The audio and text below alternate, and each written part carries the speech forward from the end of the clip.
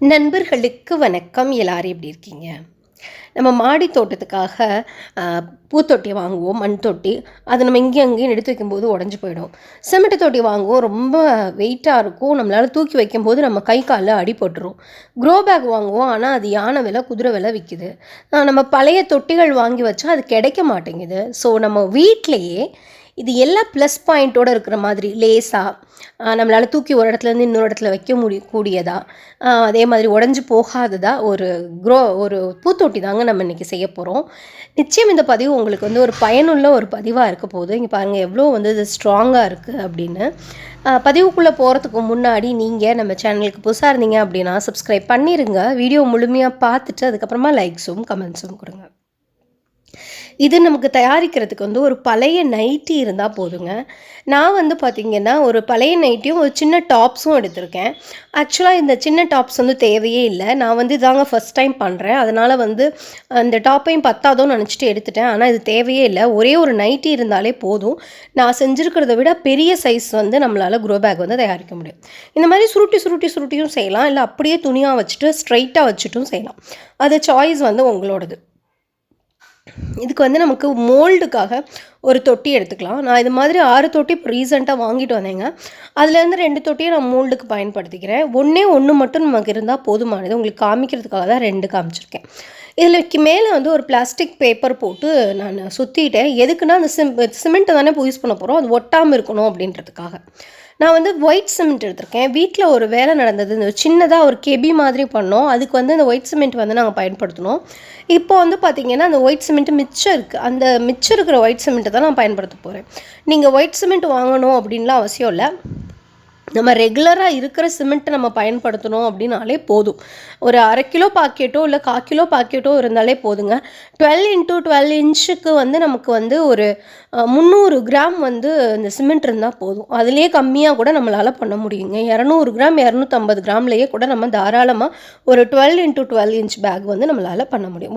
ஒரு தொட்டி வந்து நம்மளால் பண்ண முடியும்.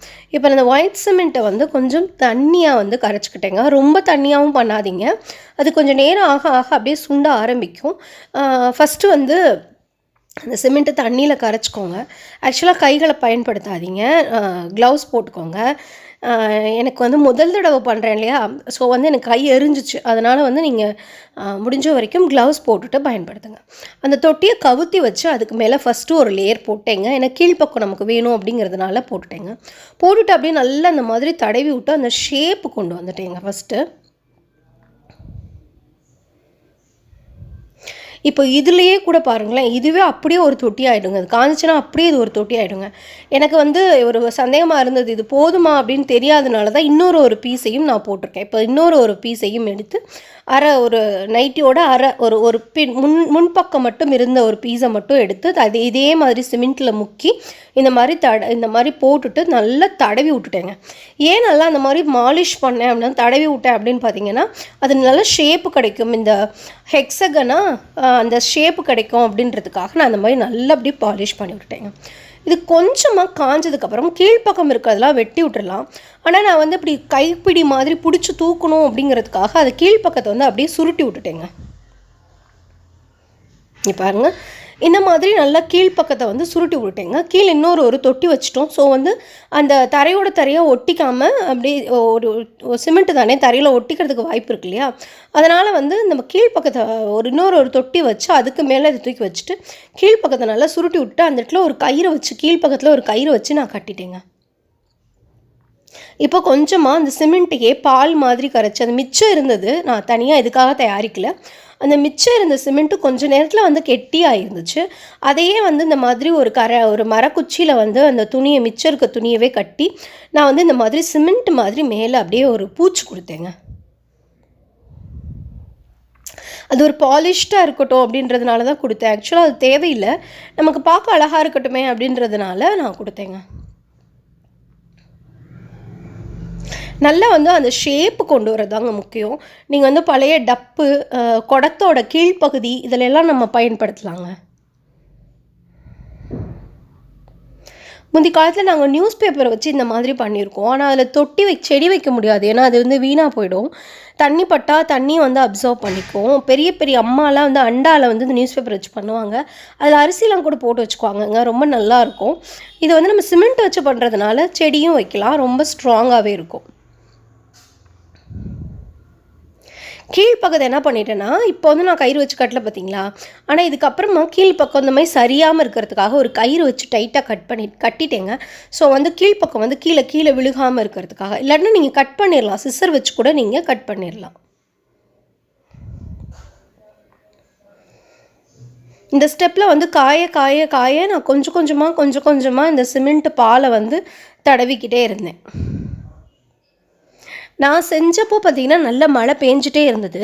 அதாவது நான் செய்கிறப்பேனா அந்த அந்த 1 வாரம் வந்து மழை பேஞ்சிட்டே இருந்தது.